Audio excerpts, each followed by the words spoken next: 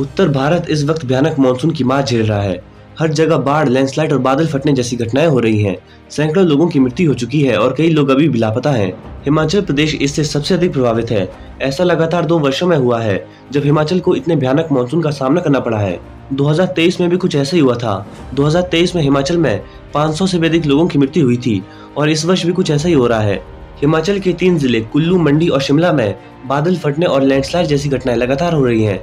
पार्वती नदी का जल स्तर बढ़ने से कुल्लू जिले के मलाना में हाइड्रो पावर डैम टूट गया और कुल्लू डिस्ट्रिक्ट के ही श्रीखंड महादेव क्षेत्र में बादल फटने के कारण वहां से आने वाली नदियों का जल स्तर बढ़ गया और उन नदियों के आसपास बसे क्षेत्र पूरी तरह से उजड़ गए।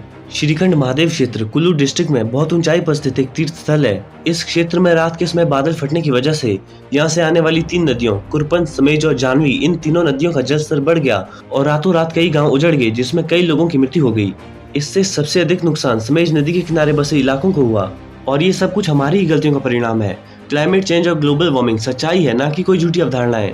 कुछ अंधविश्वासी लोग अभी भी कहेंगे और कह भी रहे हैं कि भगवान शिव नाराज हैं, इसलिए ये सब कुछ हो रहा है। हम हर एक चीज को धर्म से जोड़कर देखते हैं और अगर ऐसा नहीं है तो अपनी दिनचर्या को देखेगा।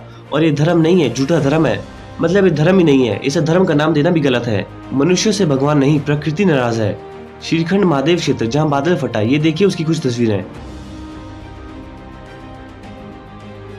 आपको क्या लगता है, भगवान ने बाण चलाया और बादल फट गया?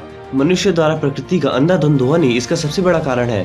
पेड़ों का काटा जाना और शहरीकरण इसके लिए उत्तरदायी है।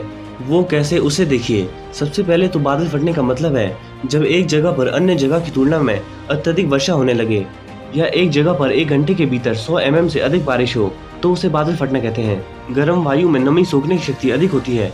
ये वायु गर्म होने के कारण हल्की होती है, जिस कारण ये ऊपर उठती जाती है। ये वायु तब तक ऊपर उठती रहती है जब तक ये संतृप्त न हो जाए, यानी सैचुरेटेड न हो जाए। संतृप्त होने का मतलब है जब तक इस वायु में नमी धारण करने की शक्ति वायु में उपस्थित वास्तविक नमी के बराबर न हो जाए। क्योंकि ऊपर जाने पर टेम्परेचर घटता है, इसीलिए वायु में नमी धारण करने की शक्ति भी घटती है। क्योंकि ठंडी वायु में नमी धारण करने की शक्ति कम होती है और धीरे धीरे वायु उस लेवल तक पहुंच जाती है जहां तक वो वायु नमी को धारण कर सकती है और जिस टेम्परेचर में पहुंचने पर यह घटना होती है उसे ड्यू पॉइंट कहते हैं।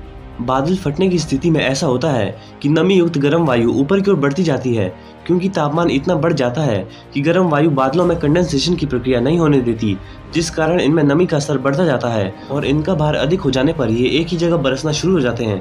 हम पेड़ काटेंगे तो ग्लोबल वार्मिंग बढ़ेगी, शहरीकरण बढ़ेगा तो ग्लोबल वार्मिंग बढ़ेगी, यानी तापमान बढ़ेगा। और बादल फटने के पीछे भी तो यही कारण है। इसीलिए अपनी गलतियों को धर्म से जोड़कर देखना बंद कीजिए।